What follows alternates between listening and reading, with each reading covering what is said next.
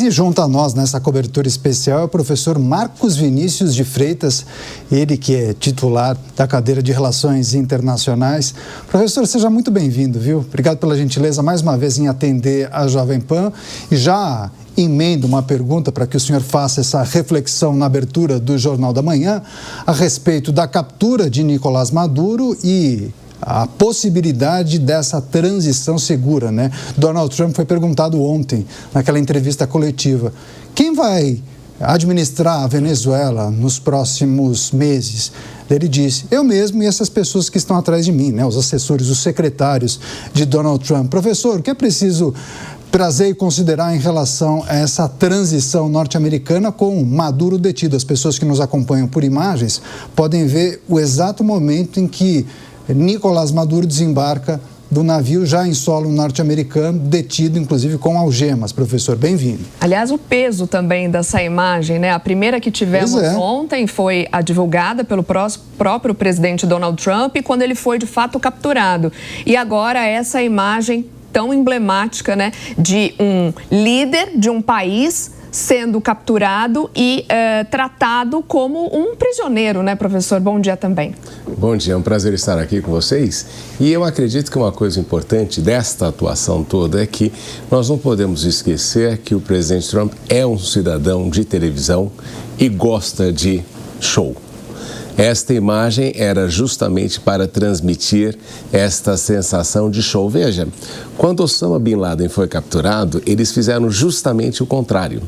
Né? Esconderam, porque justamente tinham medo de que fosse utilizado isso, ensejasse outros tipos de reação, mas Trump entende que isso é importante para o discurso que ele sempre faz no sentido das grandes realizações do seu governo e claro que ele vai colocar esta questão de Maduro como uma das principais dela.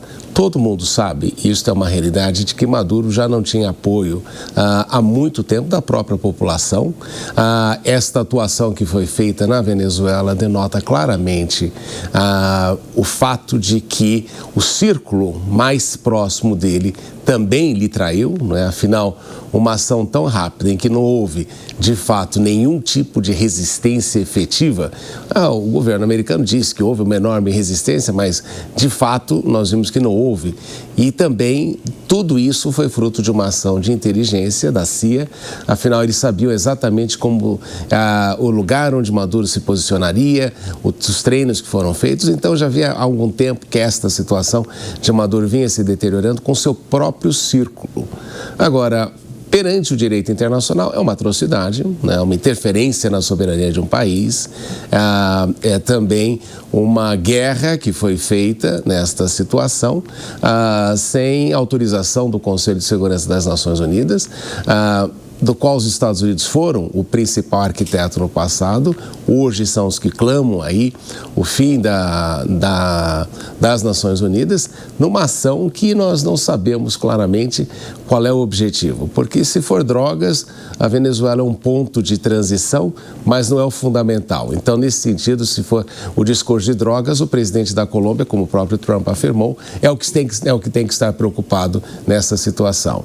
Se a questão é petróleo, aí nós temos sim uma situação de riqueza importante, mas Trump até outro dia dizia que o petróleo da Venezuela era lixo, mas ele quer ter o controle nesse sentido do petróleo.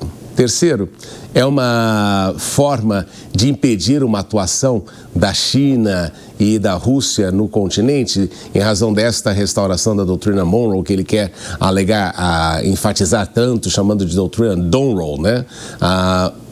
Pode ser, mas não é por questão de valores, porque os valores pregados pelo governo Maduro são até mais conservadores do que o do próprio Trump nos Estados Unidos. Então, a única coisa que eu acho que ele talvez tenha reclamado é que existe lei de usura e os cartões de crédito na Venezuela não podem cobrar muito mais do que aquilo que é permitido e entendido como razoável. Mas o que a gente nota nessa história toda é que a argumentação de Trump é difícil de explicar, a não ser que seja o controle de uma riqueza, que é a questão do petróleo, Segundo, o controle também da narrativa, de dizer que tem as melhores armas do mundo. E terceiro, os chineses têm uma frase muito interessante: você dá um tiro na galinha para espantar os macacos.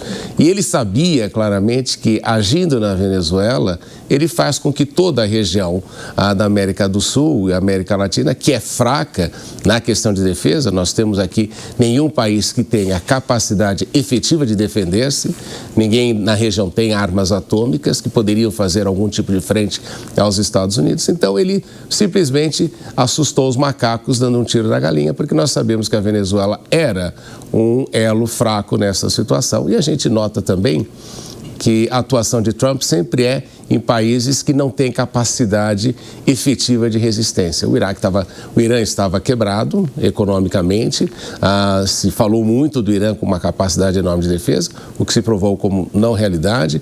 A Venezuela, que se dizia que tinha vários equipamentos russos e chineses, não utilizou nada. Então a gente vê que a atuação de Trump tinha justamente esse objetivo: dar um tiro, matar a galinha para espantar os macacos da região, no sentido de dizer que ainda os Estados Unidos são os controladores do continente e do hemisfério ocidental. Só antes da gente chamar a nossa reportagem, queria aproveitar esse gancho que o professor deu. Ainda que o país, a Venezuela, não tenha capacidade militar para combater de frente com os Estados Unidos, professor, nesse processo todo de julgamento de Nicolás Maduro, numa possibilidade ainda de e uma eventual condenação, a gente vai precisar acompanhar também o movimento de reação da população, como os venezuelanos vão lidar com toda essa situação? Em princípio, se houvesse apoio, se o governo Maduro tivesse apoio popular, o que a gente começa a observar que não é a realidade, afinal, há muitos anos que a população quer se ver livre do governo Chávez e do governo Maduro, só que os instrumentos democráticos oferecidos eram sujeitos à fraude. Então, este que foi sempre o problema ali da Venezuela. Mas é um ponto importante até que você traz, porque se nós fôssemos olhar a questão de fraude eleitoral, que todo mundo fala como uma das possíveis razões para isso, nós tivemos fraude eleitoral em várias partes do mundo, em Mianmar, na Guiné, em outros países de menor relevância econômica, e ninguém falou a respeito, e os Estados Unidos jamais pensaram em fazer uma intervenção nesse sentido. Então está claro que o objetivo é de natureza econômica, é de tomar controle desta riqueza e mandar essa mensagem muito claramente. E a população venezuelana resistir, a impressão que a gente tem é que os 2.000 generais são generais mais de estrelas do que efetiva atividade no campo, porque a Venezuela, de fato, ameaçou ali uma guerra contra a Guiana, nada aconteceu, e não tem nenhum preparo porque não houve resistência efetiva para a proteção do presidente Nicolás Maduro.